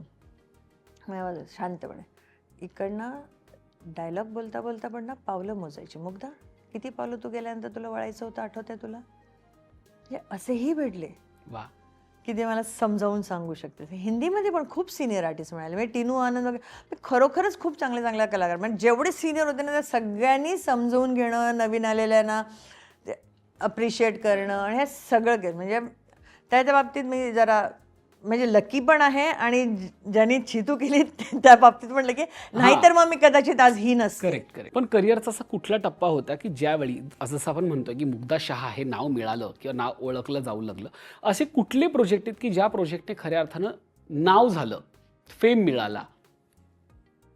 नाव म्हणजे मुग्धा शहा म्हणून लोक ओळखत होती. आजच्या सोशल मीडियामुळे जर का शिल्पा निंबाळकर मुळे मुग्धा शहा जास्त ओळखायला लागलं लोक, मला असं वाटतं.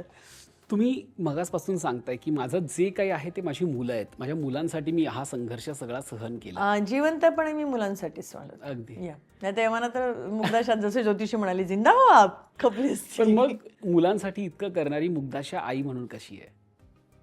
प्रत्येक आई, मुग्धा शहाच कशाला, प्रत्येक आई मुलासाठीच करते मला असं वाटतं, है ना. Each and every mother. माझी सावत्राई अपवाद सोडला तर प्रत्येक आई फक्त मुलांसाठीच करते. मी पण तेच केलं. मी काही जगावेगळं काही नाही केलं. मला फक्त हे एक माहिती होतं, जे मला नाही मिळालं ते मला मुलांना द्यायचं. माझी मुलं 11-11 महिने भाड्याच्या घरात राहणार हे मला मान्य नाही आहे. माझी मुलं ज्यांना जे हवं आहे ते त्यांना मिळावं. फार फार तर हेच व्हायचं की एवढं काही असेल त्यांची इच्छा तर मी फक्त एवढीच पूर्ण करू शकत होते. That was the difference. पण आई म्हणून मी नाही. आज मुलांना वाटतं की मी त्यांना खूप स्ट्रिक्ट वाढवलं, पण तुम्ही मला सांगा की मी एकटी बाई, मी नोकरी करते, मी अख्खा दिवस घराच्या बाहेर असते. माझी मुलगी लहान असतानाच मी इंडस्ट्रीत आले होते. ती घरात एकटी आहे आणि मग ती ट्युशनला गेली की नाही, ती शाळेत गेली की नाही, मग तिने नीट अभ्यास केला की नाही, मग ती फेल झाली तर. म्हणून मुलींच्या बाबतीत जसं जे माझ्या बाबतीत झालं होतं, प्रत्येक आईवडील कॉन्शियस असतात आणि त्यावेळेला तर खूप जास्त. आज नाही आहेत, मी तर म्हणे आज नाही. आज मुलंच आईबाबांना शिकवतात, ती गोष्ट वेगळी. पण मुलीच्या बाबतीत मी जास्त कॉन्शियस होते. काही गडबड नको व्हायला, आपण कॉलनीत राहतो, शेजारपाजारी, सेफ्टी नाही आहे. त्यामुळे तिला मी खूप जास्त स्ट्रिक्टली खूप म्हणजे अति स्ट्रिक्ट केलं मी तिच्याबरोबर. मग दोन्ही मुलांनी, मी जेव्हा माझं पहिलं नाटक झालं रिलीज मराठीमध्ये, तेव्हा जयवंत वाडकरचा मुलगा हॉस्टेलला होता पुण्याला, शिवाजी मिलिटरीला. मग आता 2 मुलं ह्यांना कुठे टाकून मी प्रयोगाला जाणार आणि काय करणार आणि कसं करणार, मी काय वाढवणार.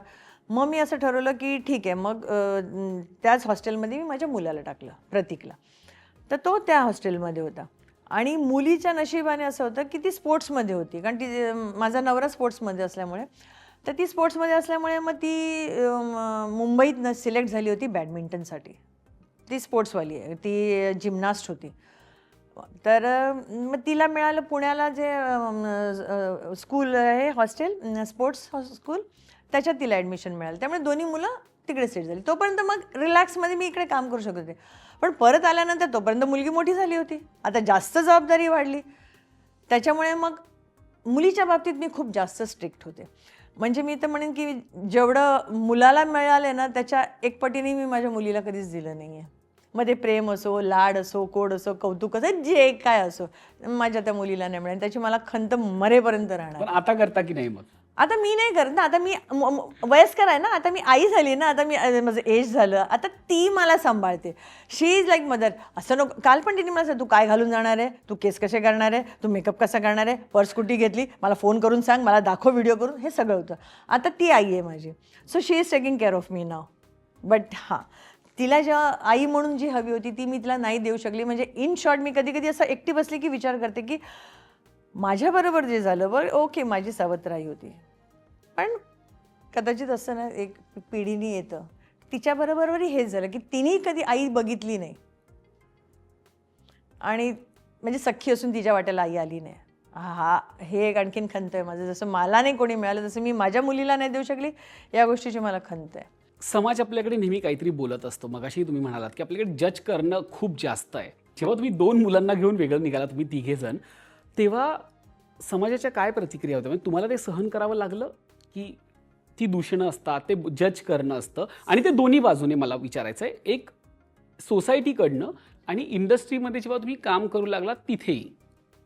नाही, इंडस्ट्रीत तुम्ही लग्न झालेलं आहे तुमचं का नाही झालेलं आहे त्याच्याने काहीही फरक पडत नाही. त्याच्यामुळे ते तुम्हाला फेस करायचंच असतं. तर ते फेस करण्याएवढी हँडल करण्याएवढी होती माझ्यात क्षमता. त्यामुळे त्याचा काही प्रॉब्लेम झाला नाही. आणि समाजात म्हणाल तर कोणाला उत्तर द्यायचं आहे मला? शेजारपाजारी कोण विचारणार नाही, तुम्ही एकट्या राहता, कोणी विचारणार नाही.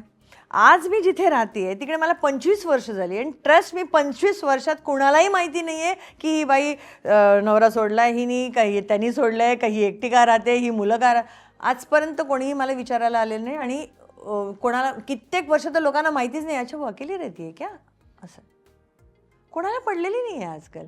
तो समाज विमात मला वाटतं फार पूर्वीचा होता ती गोष्ट. बोलत जरी असतील ना तर पाठीमागे बोलणार.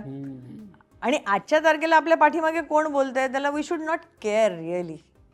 त्यामुळे मी विचारही करत नाही आणि मला कोणी आजपर्यंत समोर कोणी येण्याची विचारायची हिंमत नाही केलेली अजूनपर्यंत. Again I think my aura. दहशत. आई म्हणून तर आम्हाला कळलं, पण सासू म्हणून मुग्धा शहा कशा आहेत? जशी असायला हवी. मला सर हा प्रश्न तुम्ही मला नाही विचारायचा. दिस इज रॉंग. हा प्रश्न त्यांना विचारायचा ज्या म्हणतं की माझी सासू आहे म्हणून, तिने त्यांना विचारायचा. अगदी. पण मी माणूस म्हणून जशी माझ्या मुलांबरोबर आहे तशीच मी सगळ्या जगांबरोबर आहे.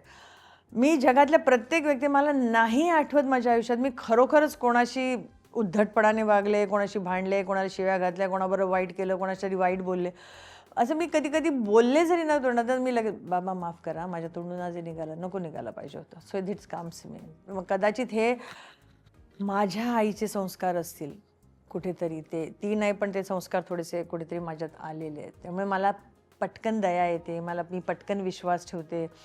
मी लगेच हां ठीक आहे ना, कर लेते बच्चा क्या हो गया, ही आहे मी. पण मग या विश्वास ठेवण्याचा फटका बसतो कधीतरी? भरपूर आयुष्यात पडला. चिक्कार. It's okay. Again it's part of life, karma. आता मी म्हणते ना, मी आपल्या आयुष्यात जे जे घडतं, एखादी व्यक्ती तुमच्या आयुष्यात येते तर ती तुमची काहीतरी देणी घेणी आहे म्हणून ती येते. आज तुमच्या घरी एखादा पेट जरी आला तर तुमच्या काहीतरी देणी घेणी आहे म्हणून तो आलेला आहे. नाही तर एवढ्या सगळ्या घर में, मी नेहमी म्हणते, एक कुत्ता बच्चन के घर में, एक कुत्ता मुग्धा के घर में, कुछ तो फरक होगा ना. सो हे प्रत्येकाची आपली आपली देणी घेणी. आणि आता आय रिअली डोंट केअर. मला खरंच म्हणजे मी आताच I have detach from everything else. मोह माया सगळ्यातनं मी डिटॅच आहे. बाकी तर मला कधीच नव्हतं की हाय फंडा लाईफस्टाईल आहे. लहानपणापासून आजच्या दिवसापर्यंत, या क्षणापर्यंत माझी ती इच्छाच नाही आहे की हाय फंडा लाईफस्टाईल नाही. हां, नातीगोती असावी, प्रेम असावं, पण नातीगोती अगेन सेंग. आता माझ्याकडे सावत्र आई बहीण असल्यामुळे वडिलांकडचं कोणीच नाही आहे आणि माझ्या सख्ख्या आईकडनं पण कोणी नाही आहे. सो माहेरमध्ये कोणी माणूसच नाही आहे आमच्या घरात. आज वडील जिवंत आहेत, जितके वर्ष आहेत तेवढे. त्याच्यानंतर कोणाला तर सावत्र भाऊ आणि बहीण आहेत. विशेष माझं त्यांच्याशी काही नाही आहे. बाकी कोण आलं मग माहेरकडे कोणच राहिलं नाही आणि सासरी पण आमच्या कोणी नाही आहे कारण का सासू सासरे तर नाही आहेत नंदा दोन्ही आपापल्या लग्न करून सुखी आहेत बाकी कोणीच नाही आहे फॅमिलीमध्ये रिलेशन्स हा प्रकार आमच्याकडे नाहीच आहे आधीपासून अगेन द सिंग नशीब त्याच्याने काही वाईट नाही घडलं आणि काही फायदा पण नाही काही कारण प्रत्येक गोष्टीला प्लस पॉईंट आहे तर मायनस पॉईंट पण आहे फायदा तर नुकसान पण आहे सो तेही नाही झालं काही मग आता काही नाही आता काय राहिलं कोणाबरोबर अटॅचमेंट पाहिजे I am detach from everything my space is my पूजास्थान मी जेव्हा महाराजांच्या समोर बसते दॅट इज माय स्पेस खूप जास्त असं वाटलं ना अरे काहीतरी उथलपुथल होते डोक्यात भरपूर विचार येतात त्रास देत आहेत I go to kitchen which is my weak point cooking आणि माझं काम ज्या सेटवर मी असते माझ्यासाठी ते पूजा आहे ह्या 3 ठिकाणी आहेत जी मी जेव्हा देवासमोर बसते प्रार्थनेला किंवा कुठल्या तरी दैवी ठिकाणी मी जाते दर्शनाला मी वर्षातनं दर 2-4 महिन्यातनं कुठेतरी एका देवस्थानाला जाते बिकॉज तेवढंच माझं आहे मला फॉरेन फिरायची इच्छा नाही आहे मला कुठेतरी हिल स्टेशन वगैरे नाही मी देवळं शोधत असते काय बाकी राहिले काय बाकी मी त्यांनी म्हटलं दत्तात्रय सगळी तुमच्या स्थानांवर माझा एकदा माथा टेकावा एवढी कृपा करा माझ्यावर किचन आणखीन एक माझं खूप passionate my place is yoga आणि मी तिथे मी जेव्हा योगामध्ये असते तेव्हा मी असते सो आणि मी सोशल वर्क म्हणून आमच्या इकडच्या राहणाऱ्या कमीत कमी आमच्याकडे 200-250 बायका आहेत ग्रुप माझा सुरुवात एकीने झाला होता त्यांना मी योगा शिकवते आणि that is a social work and nothing else क्या बात आहे सो छोटंसं माझी दुनिया खूप छोटीशी आहे 4-5 ठिकाणं आहेत जिकडे मी अशी मी असते so I am totally detach from everything is आता मला फक्त काम करायचं आहे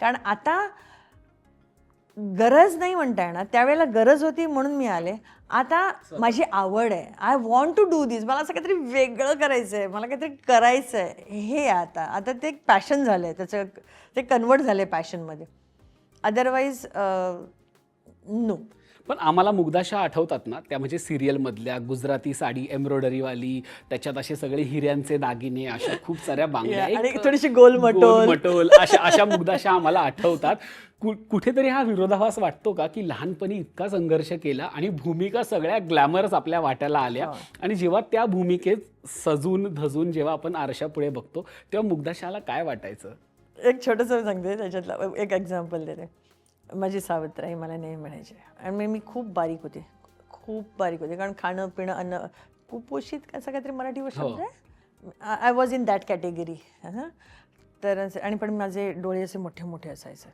त्यामुळे बटाट्यासारखे डोळे घेऊन जन्माला आले फोडून टाकणार आहे मी तुझे डोळे एक दिवस आमच्या मातोश्री सावत्र मातोश्री म्हणायच्या आता जेव्हा शिल्पा केलं होती आमचे डायरेक्टर म्हणाले डोळे मोठे करून तुम्हाला फक्त बघायचं है मतलब सर इधर आइए किस्सा सुनाती हूँ बचपन में सुना था ये आंखें फोड़ देनी चाहिए करके पता नहीं था ये मेरी रोजी रोटी बनेगी सो प्रत्येक वेळी मला म्हणजे पातळ अंगात हाड नाही हाड आहेत नुसती मांस नाही थोबाड काय उंच नुसती ताडासारखी वाढली आहे हेच ऐकले मी लहानपणापासून डोळे मोठे मोठे डोळे बटाट्यासारखे डोळे घेऊन फिरते हेच ऐकले मी लहानपणापासून कधीही मी ऐकलेलं नाही की मी छान दिसते किंवा हे दिसते ते दिसते त्याच्यामुळे माझंही मला कधी कौतुक करायला नाही जेव्हा मला मानसिंग पवारनी सांगते की मी जेव्हा मॉनिटर बघायला सांगितलं मी बघितलं आणि परत येऊन बसले खोटं वाटेल कोणाला हे ऐकताना की कसं पण मी नाही कारण का माझ्या मेंदूमध्ये ते नाहीच आहे की आपण कधीतरी छान दिसू शकतो म्हणजे लग्नात सुद्धा मी जेव्हा साडी नेसली होती ना खूप जवळच्या एका व्यक्तीने लाकडाला गोड कपडा फिरवल्यासारखी दिसते या आय वॉज दॅट मी तशीच होती सो दॅट तो माझा दोष नाही आहे पण नंतर जसं मुग्धाशा म्हणून जरा एक रोल मिळायला लागले म्हणजे ज्युनियर आर्टिस्ट सोडून मी ज्युनियर आर्टिस्ट म्हणून काम करते मी कधी आरसा बघत नव्हती मी माझ्या आयुष्यात कधी लहानपणापासून मला घरात पावडर लावणी अलाउड नव्हतं सिंड्रेलाची स्टोरी माहिती आहे समथिंग वॉज दॅट तिने पावडर लावली ती छान दिसते पुसायला सांग तिला हे व्हायचं आमच्या घरात टिकली लावणं अलाउड नव्हतं का तर मी छान दिसते खूप म्हणजे हे सगळं जे आहे ना असं इतकं भडीमार आहे ना या गोष्टीचा, तो असा सहजासहजी नाही जाणार ना. त्यामुळे मी स्वतःकडे नेहमीच दुर्लक्ष केलेलं. म्हणजे तुम्हाला खोटं वाटेल की आता म्हणजे मी लोकांना फेशियल करायची, म्हणजे त्यावेळेपासून पार्लर हे एक अस्तित्वात आलं होतं. मी माझ्या आयुष्यात आजपर्यंत hardly at the age of 63 पण मी म्हणेन की हार्डली 5 ते 7 वेळा फेशियल केलं असेल. मुलीच्या लग्नात, मुलाच्या लग्नात, घरात काही प्रोग्राम असेल तर असं. मी माझ्या स्वतःसाठी कधीही दमडी खर्च केलेली नाही आहे. पार्लरमध्ये मी जात नाही. ते आजकाल तर खूप होतं, पॉलिश करा, हे करा, ते करा, ते करा. मी काहीही प्रकार करत नाही. आता मला मुलगी आत्ता गेल्या महिन्यात येऊन गेली, तिने जबरदस्ती मला एका सलोनची मेंबरशिप घेऊन दिलेली आहे. You will go every month. I said okay. कधीच नाही, मला आठवत नाही कधी मॅनिक्युअर पेडिक्युअर हे ते हे हा प्रकार मी लोकांचा करायची, मी नाही. कारण स्वतःवर खर्च करायचा कधी मी विचारच केलेला नाही, कधीच नाही. मी तुम्हाला आणखीन एक छोटीशी गोष्ट सांगेन मी, की मी जेव्हा 19 वर्षाची होते तेव्हा माझ्या वडिलांनी मला स्वतःच्या पैशातनं ड्रेस घेतला. नवीन कापड मी माझ्या अंगावर घातलं ते वयाच्या 19व्या वर्षी. तोपर्यंत बाबा जिकडे आमचे नोकरी करायचे त्यांच्या मालकांच्या मुलांचे कपडे यायचे ते मी घालायचे. आणि तो जो 19 वर्ष मला कपडा घेतला होता, माझी सावत्राई घेऊन आली होती, ते रस्त्यावर बसतात ना वराडी बायका, त्या कपडे घालतात. 4 मीटरचा एक सलवार कमीजचा कपडा, 4 मीटरचा तो कपडा 50 का 55 रुपयाला तो घेतला होता. That was the first new cloth with my body bought it. मी माझ्या स्वतःकडे तर म्हणजे त्यामुळे ती सवयच लागली होती मला, की मी खाणं पण माझं मी स्वतःसाठी काही खाणं पिणं असं नाही. आज मी म्हणजे Prateek is a very non veg eater, fish eater वगैरे. तर मी बाजारात पण जाते तर माझा एम एकच आहे की प्रतीकसाठी काय घ्यायचं आहे, दॅट्स इट. पण मला काय आवडतं मी पण हे घेऊ शकते, हे कधी डोक्यातच आलं नाही. कारण का ते अपब्रिंगिंगच नाही तसं की स्वतःचा विचार करा, स्वतःला आवडतं ते खा, कधीच नाही. प्रतीकला काय आवडतं तेवढंच जायचं, मग त्याची किंमत काही असो ते घेऊन यायचं. पण मला जे आवडतं ना ते क्षुल्लक रुपयात मिळतं, प्रतीकला जे आवडतं ते खूप महाग मिळतं. तर त्याची फरमाईश आहे, सुरमई पापलेट हेच खाणार तो फक्त. आणि मी काटेरी खाणार, मी कोलमी खाणार, मी मांदेली खाणार. तर दॅट वॉज लाईक पीनट रेटमध्ये ते मिळतं. पण नाही, मी फक्त ते घेऊन यायचे. आज मी विचार करते वाय आय डिड धिस. मी स्वतःला का नाही, वाय नेव्हर पॅम्पर्ड माय सेल्फ. मी स्वतःला जे आवडतं ते का नाही खाल्लं. असं नव्हतं की मला बंदी होती, असं नव्हतं मला तो विचारणार तू हे का आणलंस. नाही, ते नाहीच ना, अंगातच नाही की आपण खायला हवं. मी तुम्हाला सांगते, मी मला वाटतं 8वीत असताना मी पहिल्यांदा अंड टेस्ट केलं. कारण माझ्या घरी रोज सकाळी ब्रेकफास्ट बनायचा माझ्या सावत्र आईकडे. ऑमलेट, बाबांना आमच्या साजूक तुपातला पराठा लागायचा सकाळचा आणि ऑमलेट. तर ते सकाळचं बनायचं, बाबांकडे प्लेट जायची, मुलांकडे जायची आणि आय वॉज जस्ट स्टेअरिंग. मग माझे सख्खे काका आहेत, ते आमच्या शेजारीच राहत होते, जवळ राहत होते. तर मी त्यांना एकदा रडत रडत म्हटलं, काका अंड कसं लागतं रे. म्हणाले का. म्हणलं अरे रोज बनतं, मी कधी खाल्लं नाही. मग तो एक दिवस घरात कोणी नव्हता, मग तो मला म्हणाला जा घेऊन ये समोरच्या पाववाल्याकडनं. आणि त्यांनी मला असं 4 अंड्यांचं ऑमलेट करून खायला घातलं. मी 8वीत वगैरे होते त्यावेळेला. त्याकडे अंड कसं लागतं. आणि तरीसुद्धा मला ही क्रेज कधीच नव्हती की मला मिळालं नाही आहे म्हणून आता माझ्याकडे आहे, मी कमवते, मी एकटी राहते, मला कोण विचारणार आहे, so I can do anything else. ते नव्हतंच माझ्यात. फक्त झापडं लावल्यासारखी होती की नाही, घर घ्यायचं आहे, घर घ्यायचं आहे, एवढंच होतं. मग परमेश्वराने साथ दिली, देवाच्या दयेने आज स्वतःच्या नावाचं घर आहे माझ्याकडे. माझ्याकडे 2 घरं आहेत, मुग्धा शाह या नावाने. मुंबईमध्ये घर घेणं, एक मुलगी बाई एकटी कमवताना, मुलं वाढवताना, it's not that easy. Not that easy. म्हणजे मला एकदा प्रतीक रागाने बोलला होता, सेकंड हँड फियाट तर घेऊ शकते ना तू. लहान होता तो, त्याला नाही माहिती, तो फक्त बाहेरची दुनिया बघत होता, त्याला नाही माहिती बाहेर घरात काय आहे ते. म्हटलं नाही रे, नाही घेऊ शकत मी, तुला घ्यायचीच नाही आहे.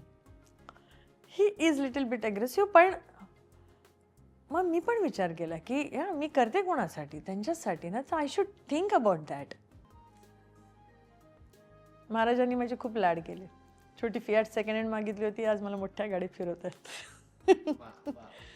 तुम्ही म्हणालात की मी एकटी राहून घर घेतलं, आज घर आहे, गाडी आहे, इतक्या मालिका आहेत ज्याची नावं सुद्धा सांगायला म्हटलं तरी सिरियसली नाही नाही सांगू शकत. पण माझं मुलं नेहमी म्हणतात, कोणी विचारल्यानंतर प्लीज आम्हाला फोन कर, तू म्हणशील थांबा आठवते. हा, म्हणजे किती जवळपास 60-70 पेक्षा जास्त मालिका हिंदी, मराठी, गुजराती 100 मालिका झाल्या 32 असतील. वर्ष होऊन गेली मला. 32 वर्षांचं करिअर आहे. आज जर विचार केला समज 5-7 वर्ष स्ट्रगल पिरियड किंवा छोटे मोठे रोल, Junior artist आणि हे सगळं. ज्युनियर पण आर्टिस्ट. आता हे सगळं मिळाल्यानंतर असं वाटतंय का की सुख मिळालंय आता? सुख शेवटी मान्यावर आहे ना आपल्या. सुख मान्यावर आहे. सुखी मी तेव्हाही होते जेव्हा मुलांना घेऊन बाहेर पडले आणि मी स्ट्रगल करत होते. सुख मान्यावर आहे असं मला वाटतं. आणि परत एकदा, सुख म्हणजे नक्की काय, काय मिळालं की तुम्ही सॅटिस्फाईड होता. आपण कशातच सॅटिस्फाईड होत नाही आहे. आज 2 स्वतःची घरं आहेत मोठी मोठी, तरीसुद्धा सॅटिस्फाईड आहोत आपण. पण मला कधीच वाटत नव्हतं की माझ्यासाठी घर हवं किंवा मला मोठी गाडी हवी किंवा मला कधी अलिशान हे नाहीच आहे. त्याच्यामुळे असं मला कधी अनसॅटिस्फाईड नाहीच आहे मी. हां, सुख म्हणाल तुम्ही, बरं ठीक आहे की कारण इतर फॅमिली तुमच्याकडे नाही म्हटल्यानंतर, फक्त 2 मुलं तुमच्याकडे आहे म्हटल्यानंतर तुम्हाला असं वाटतं. पण आज मुलं सेटल झाली आहेत, आपापल्या कामात आहेत, चांगलं नाव कमवत आहेत. दॅट्स लाईक, असेल तर सुख ते असेल. पण मी रोज घरी ना, दर बुधवारी, दर शनिवारी, रविवारी जेव्हा मी मासे खाते ना, तेव्हा मी म्हणते सुख म्हणजे काय असतं, मासे खाणे असतं. कारण मी गोवेकरीण आहे, ते माझ्या रक्तात जात नाहीये. अगदी अगदी अगदी. म्हणजे मी इतर सगळ्या गोष्टी सोडून दिल्या, मटण चिकन सगळं सोडून दिलं, मासे नाही सोडत. मी नाही म्हणते महाराज हे कधी सुटणार आहे. माझे गुरु म्हणतात नको, प्रयत्न नको करू, कारण का दॅट्स अ वीक पॉइंट. म्हणून अगदी तुमच्या बोलण्यातनं सतत महाराजांचा उल्लेख होतोय. अर्थात कुठेतरी ही आध्यात्मिक ताकद आहे तुमच्या पाठीशी. म्हणूनच हा प्रवास काय म्हणतात की इतक्या संघर्षातनं येऊन इथपर्यंत आला. तुम्ही जसं म्हणाला की शेजारच्या बाईकडनं साडी मागून घातली होती, आज सगळं आहे तुमच्याकडे. हे कुठेतरी त्या परमेश्वराचा वरदहस्त आपल्यावरती असतो. आणि आज तुम्ही त्या आध्यात्मिक ताकदीविषयी काय सांगाल, कशी येते तुमच्यासोबत? नाही, मी तर म्हणजे महाराजांविषयी माझं एकच म्हणणं आहे, माझा प्रत्येक श्वास महाराज आहेत. मी कोल्हापूरला एका पिक्चरच्या शूटिंगसाठी गेले होते. तेव्हा साधारण मला वाटतं हसरती सिरियल जेव्हा आली होती, त्या सिरियलला झाली आज जवळजवळ 30-1 वर्ष तर होत आली असेल. तर त्या सिरियलचं शूटिंग मुंबईमध्ये माझं सिलेक्शन झालं होतं. आणि माझ्यासाठी तो जॅकपॉट होता. स्टार होते सगळे आणि त्याच्यामध्ये काम करणार. हिरोची लहान मुलगा हिरो होता त्यावेळेला. हिरोचं बालपण होतं, त्याच्या आईचा रोल. त्याच्या आधी मला एक मराठी पिक्चर मिळाला होता म्हणून मी शूटिंगला गेले होते कोल्हापुरातनं शूटिंग केलं. ॲज युजल ट्रीटमेंट अशीच असते ना. तर माझा आग्रह होता त्यांना, मला उद्या कसंही करून मला शूटिंगला पोचायचं, मला प्लीज आज मला फ्री करा. फ्री करतो की, पण गाडी बुक नाही झाली ना, आणि असं सगळं त्यांचं सुरू झालं. तर मी खूप टेन्शनमध्ये आले होते.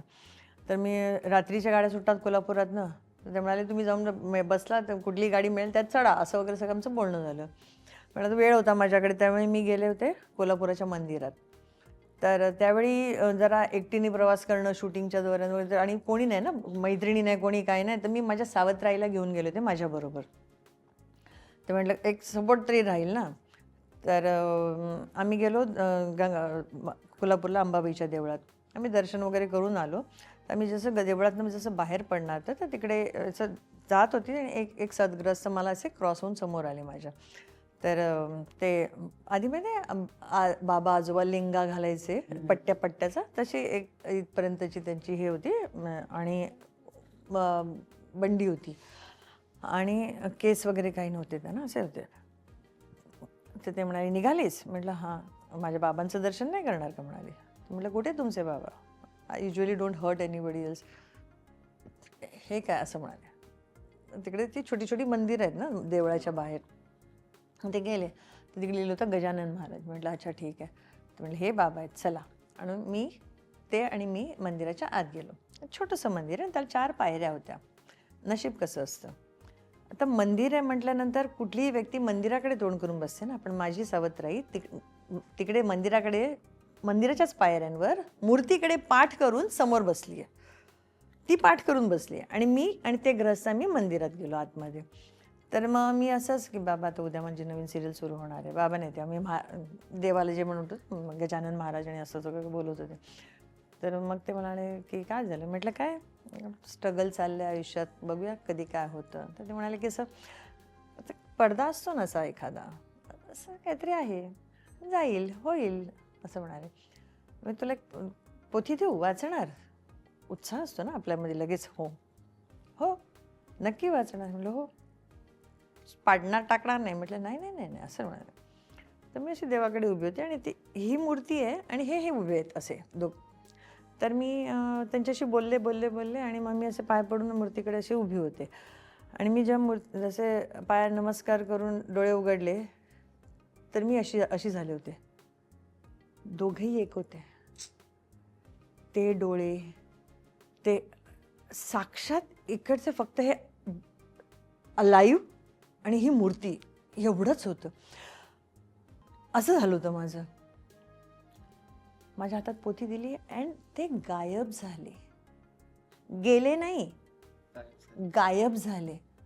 मला हे सगळं माहितीच नाही असं की असं काय होऊ शकतं. सगळं विचारच करू शकत नाही ना. मला वाटलं ते चालत गेले. तर मी माझी आई जी पाठमोरी मूर्तीकडे बसून बसली. म्हटलं अगं इकडनं आता कोण गेलं. नाही कोण नाही. म्हटलं सरक असं करून मी जर 4 पावलं आणखीन खाली आले. मंदिराचे सगळीकडे इकडे तिकडे कसे होते. कुठेही नाही ती व्यक्ती. वेळ दुपारची 12:30. मी परत आत गेले. मी नमस्कार केला आणि बाहेर आले. ती पोथी माझ्या हातात आहे. एवढीशीच पोथी अशी. म्हणजे महाराज मला तेव्हा सांभाळायला आले होते.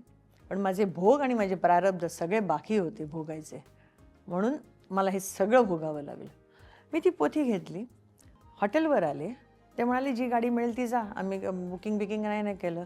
मी आणि ही माझी आई आम्ही दोघे आलो स्टेशनवर. ट्रेन बस मिळेल त्या बसला एस-टीला जे मिळेल त्याच्यानं. कारण उद्या जायचं आपल्याला बाबा. झी टीव्हीची पहिली हिंदी सिरियल आपली. हे जे काय होतं ना. गेले आम्ही बसमध्ये बसलो. अर्ध्या वाटेवर गेली बस. टायर पंक्चर झालं. पुढे गेलो. दुसरी बस बघितली. तिकडे काहीतरी खाड घाटावरनं झालं. परत ती असे भरपूर अडथळे आले आणि कशी बशी मी पहाटे घरी चेंबूरला पोचल्यानंतर मला त्यांनी सांगितलं रोज पोथी वाचा. पण एवढा वेळ कुठे होता. मी सगळं फटाफट ते कपडे बिपडे घेतले हे घेतले. खूप एक्साइटमेंट आणि असं तसं. आणि त्यावेळेला बंगल्यांमध्ये शूटिंग व्हायचं मुंबईमध्ये. नागीविला जुहूचा फेमस. चेंबूर टू नागीविला तो प्रवास ते टेन्शन असं तसं. अरे म्हटलं अरे आपल्याला वाचायचं होतं ना. थोडंसं वाचायला सुरुवात केली आणि मी तेवढी फ्लुएंटली मराठी नाही वाचू शकत असं मला त्यावेळेची गोष्ट. आणि श्लोक म्हटल्यानंतर मंत्र म्हटल्यानंतर त्यात तसे वेगळे पण काही शब्द असतात जे आपल्याला ग्रॅमॅटिकली नाही होत. तर मी असे ते वाचायचं. अरे रे तोपर्यंत आलं फट ठेवलं आत ठेवलं गेली. मेकअप करत होता तोपर्यंत मी जवळजवळ वाचल्यापर्यंत राहिलं. तर आला तो असिस्टंट मॅम शॉर्ट रेडी आहे. तर म्हटलं हां ती पोथी मी तशीच फोल्ड करून पर्समध्ये टाकली आणि सेटवर गेले तर सगळे स्टार ना. अजित वाच्छानी, शेफाली छाया आणि रीटा भादुरी आणि असे सगळे. मुग्धा चिरकुट कोण ओळखतं मुग्धाला.